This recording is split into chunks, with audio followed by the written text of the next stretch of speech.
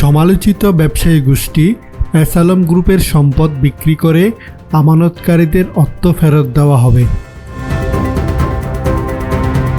এই জন্য অ্যাসালমের সম্পদ কাউকে না কেনার আহ্বান জানিয়েছেন বাংলাদেশ ব্যাংকের governor Ahsan H Mansur.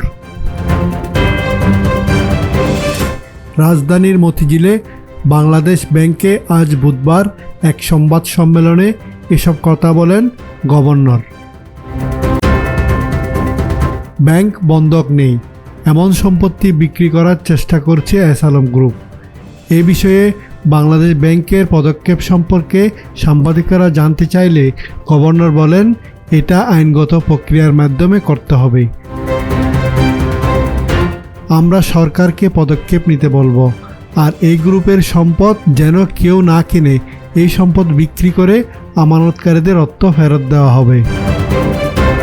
Ahsan H Mansur আরও বলেন, অ্যাসালম ইতিহাসের প্রথম ব্যক্তি যিনি সুপরিকল্পিতভাবে ব্যাংক লুট করেছেন। এমন সুপরিকল্পিতভাবে পৃথিবীতে কেউ ব্যাংক ডাকাতি করেছে কিনা তা আমার জানা নেই।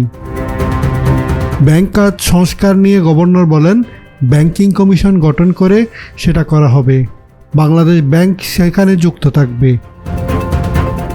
মাসখানেকের মধ্যে এটা করা হবে। বিদেশি বিশেষজ্ঞ নেওয়া হবে। শ্রীলঙ্কা কিভাবে সংস্কার করেছে সেটাও দেখা হবে। ইসলামী ব্যাংকের বিষয়ে গভর্নর বলেন, এক সপ্তাহের মধ্যে ইসলামী ব্যাংকের নতুন বোর্ডকে কর্মপরিকল্পনা দিতে বলেছি। এখানে কাজ করতে হবে, বসে থাকার সুযোগ নেই। বাংলাদেশ ব্যাংক সব ধরনের সহায়তা করবে।